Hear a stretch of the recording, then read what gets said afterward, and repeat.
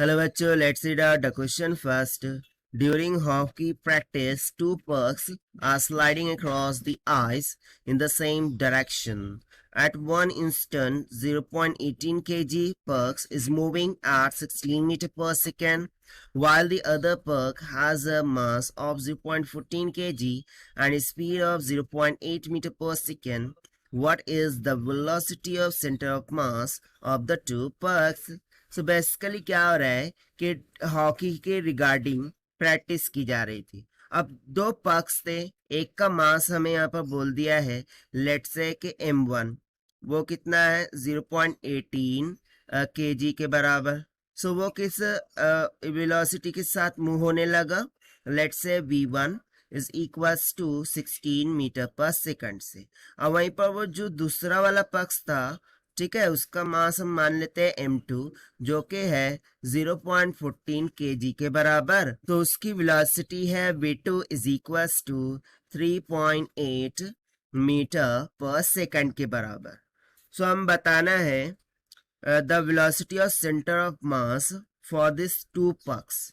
सो चलिए स्टार्ट करते हैं हम सॉल्यूशन से, but before of its let's talk about the key concept which we are going to use here for this question.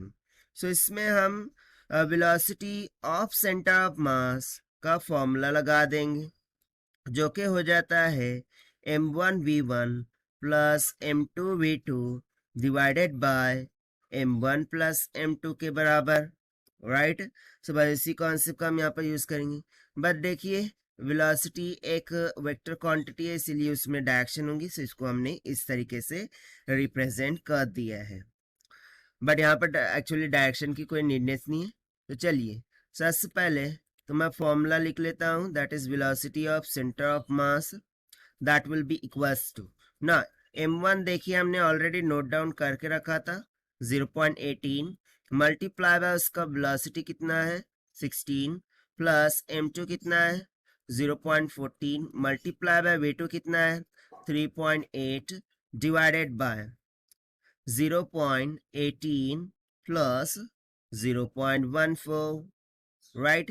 So that will be equals to, so जब आप इसे simplify and solve करेंगे, so basically ये कितना आ जाएगा देखिए 0.18 multiply by 16 plus 0.14 multiply by 3.8 divided by ये हो जाएगा 0.32.